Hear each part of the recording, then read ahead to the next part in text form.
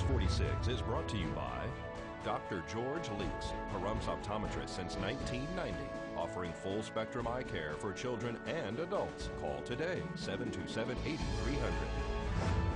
News is also brought to you by J.K. Nelson Law. Call 727-9900 today for your free consultation. If you need a lawyer, you need Nelson.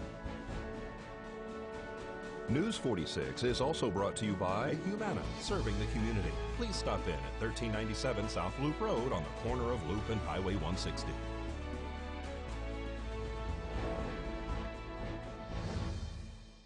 Tonight on News 46, Mercy Air is dispatched to the scene of a crash, and a pedestrian is struck by a vehicle in the dark. News 46 starts now. You're watching KPVM News 46 with Deanna O'Donnell.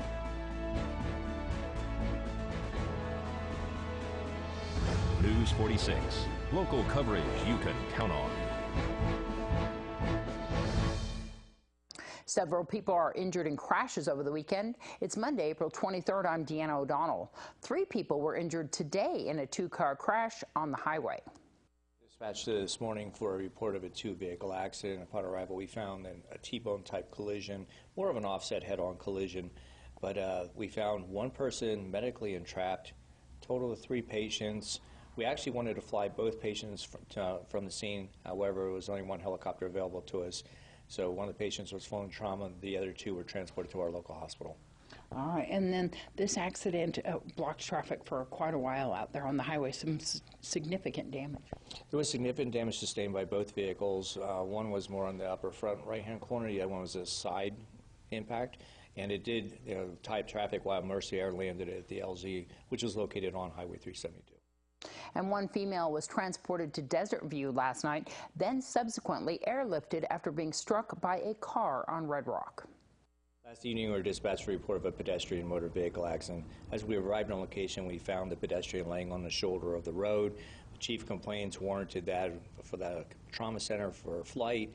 It was a darkened area, so we decided not to land a helicopter in that particular area, but we transported the patient to Mercy Air Base 21. That patient was subsequently flown to trauma. There was a second pedestrian who was struck by the vehicle. However, he declined to have any medical treatment. And the person that we saw on scene, at least, was wearing some kind of reflective clothing, right? That was one of the pedestrians who was wearing like a reflective type, not necessarily a jacket, but more like a small vest. And that was one of the people that were hit as well. However, again, they decided not to be medically treated or transported. The United County Sheriff's Office is investigating the cause of this accident. Do you know if they were walking on the roadway or just next to the roadway? That was part of their ongoing investigation, but in any case, it appeared they were either on or just on the inside on the shoulder. So it's a good idea to walk a good distance from the roadway? Absolutely, and try to wear something that is more apparent. We have a lot of dark roads, and it's very difficult to see at night. Witnesses say a man driving on the highway either fell asleep or had medical issues, which caused his SUV to travel off the roadway Sunday morning. Dispatched for a report of what they thought was a 1-vehicle accident located on Highway 160 just south of Mesquite. Upon arrival, our crews completed a scene size-up, and they found that the vehicle had left the roadway, traveled through the desert, had sustained damage, and the driver was medically evaluated and transported from the scene. Does it look like he had a medical issue before the accident or sustained injuries as a result of the accident? That is a great question because it was undetermined on the scene which preceded. Was it the medical preceding the accident or was the accident what the cause of the injuries? But in any case, he was transported to the local hospital and they'll have to do an evaluation and see what may have been a contributing factor. Only 1 occupant? 1 occupant, 1 vehicle. Mercy Air transported a female who sustained injury to her neck following an accident at the Front Sight Firearms Training Institute on Saturday. The woman was reportedly hit by shrapnel from a bullet. Pahrump Valley Fire and Rescue responded with Mercy Air, who airlifted her to a Las Vegas trauma center. Her condition is unknown at this time. Here's Angela Miles with today's Business First Brief.